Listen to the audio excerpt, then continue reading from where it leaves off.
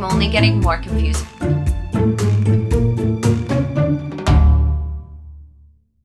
Hi friends, and welcome to a very belated cozy horror video. Katie Marie Reads and I had talked a while ago about cozy horror and how we both are like really interested in it, but have had a really hard time finding books that are considered cozy horror that we've actually enjoyed, even though we as readers love horror and as humans love cozy.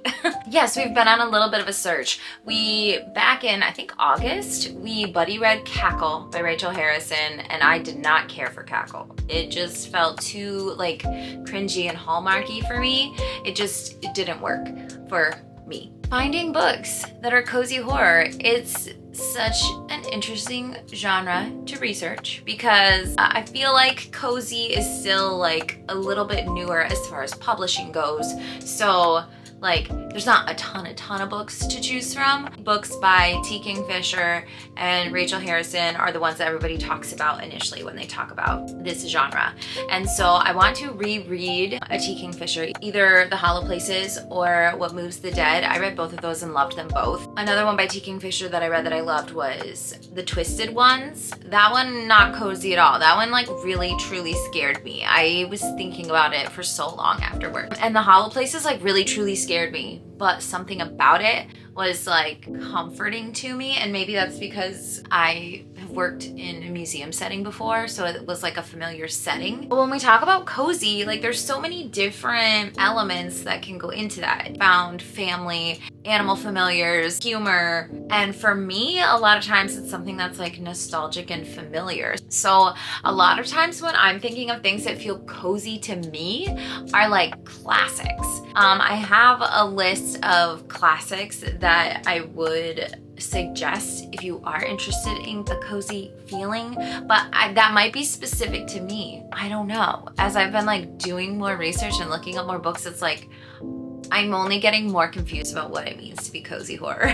This is kind of scattered because I was supposed to do this like a while back, and so many things came up at home. It just all fell apart.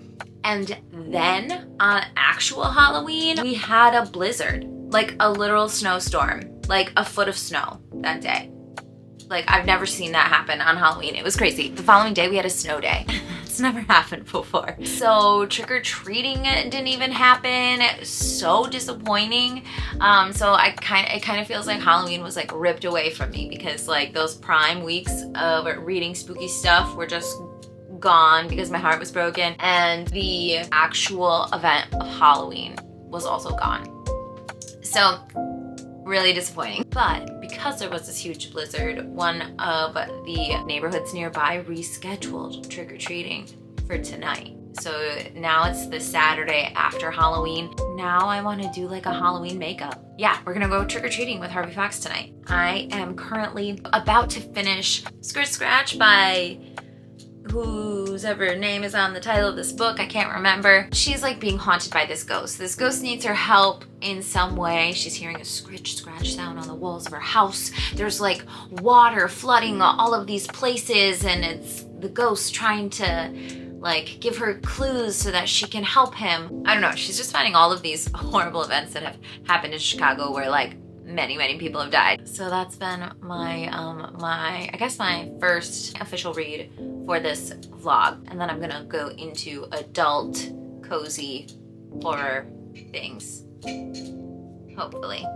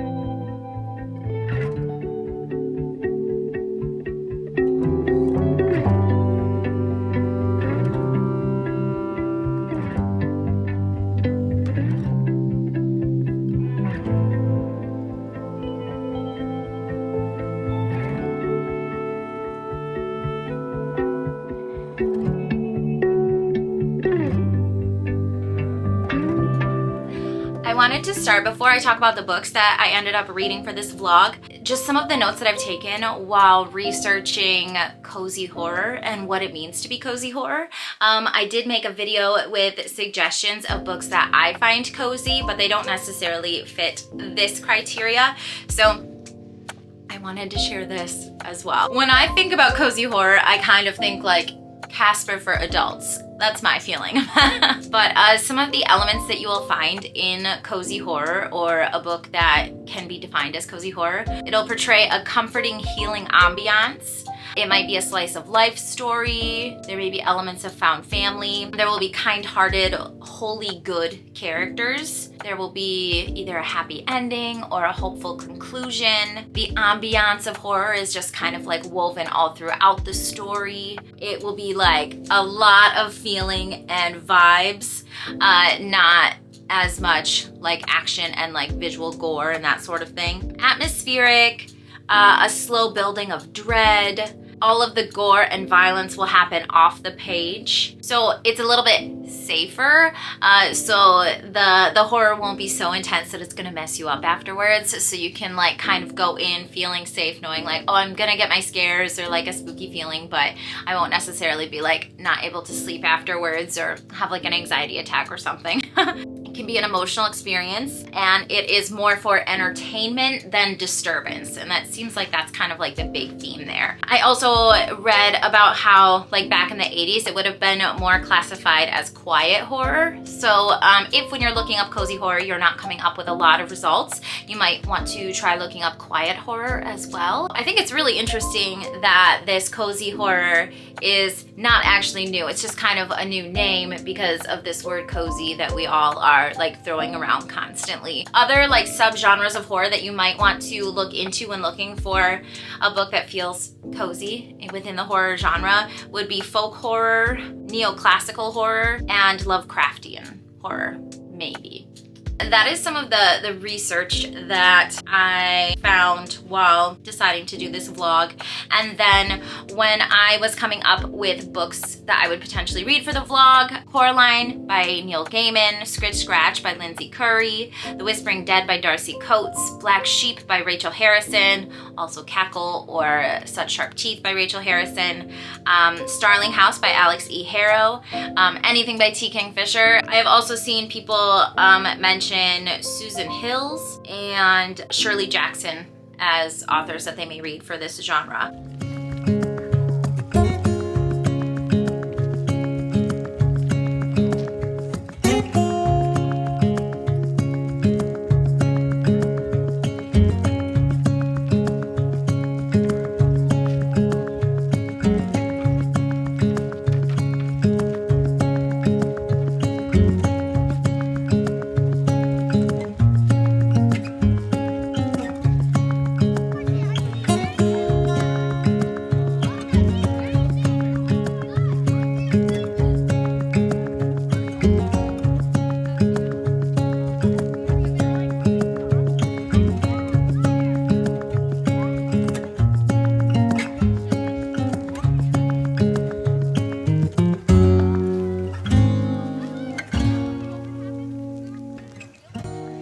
The first book that I finished for this reading prompt, I don't currently have it in my possession because I loaned it to my mother, but it is Starling House by Alex E. Harrow. This is the third book that I've read by Alex E. Harrow. Once and Future Witches and 10,000 Doors of January. I had a hard time connecting with both of those stories, and I find that like I just struggle with her writing for whatever reason. I don't know. I have a hard time connecting with her characters. But I know a lot of people love Alex E. Harrow, so don't take my word for it. Please go in and experience those books for yourselves, because I think I'm just like uniquely weird for some reason that way. But I did actually end up really enjoying this one, which is funny because when I look at reviews, it looks like people who are big Alex E. Harrow fans, this is like their least favorite of the books. But this is a fairly new release. It came out in September, I believe. This house has its own kind of like motivations and intentions of things that it wants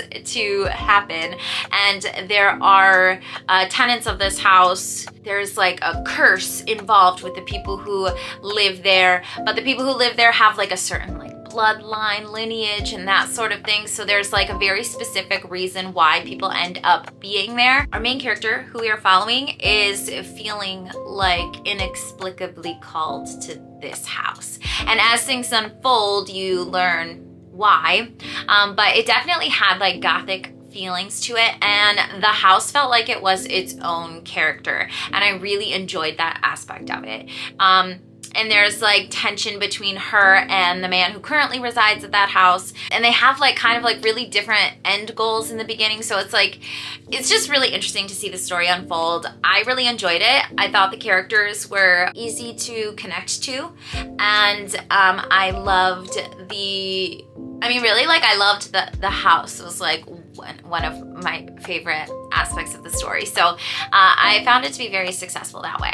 And yeah, so I would recommend, I'd probably give it like a 3.5. The second book that I finished for this was A House with Good Bones by T. Kingfisher. So I love T. Kingfisher, and I definitely wanted to read a T. Kingfisher for this vlog. And I was thinking that I would like reread one of the books that I read by her that I loved, but I was like, you know what? Yeah, no, let's keep going with newer books. So A House with Good Bones, another kind of like haunted house-esque story, and this one had a much more like paranormal feel to it, and I felt like it did a really good job of tackling things like fat phobia and racism. I liked it. This one I kind of feel like is also a 3.5. It was like not quite a 4-star for me. I didn't love it as much as I loved the Twisted Ones or the Hollow Places, but I did feel like the house and the atmosphere were really well done. There was a lot of humor throughout, so that kind of adds to the cozy feel. The next door neighbor has vultures, and one of the vultures' names is Hermes, and I love that. A vulture named Hermes, I just think is such an incredible, cute thing. The vultures were for sure one of my favorite parts. And there's like a witchy neighbor who's jumping in to help. The mother-daughter relationship is really interesting. So there was just a lot going on within the story that I really enjoyed. You do spend a lot of time in Sam, the main character's like internal monologue. There's a lot happening there, and she's like telling jokes and stuff. So she's like very like witty and things. But I need to know from someone who has an inner monologue, is it really like that? Like, are you like cracking jokes and stuff in your head while you're like thinking of stuff? I don't have an inner monologue, and I've always thought of it as like, I thought it was just like a literary device to help tell stories. But I guess people actually have like thoughts running through their head.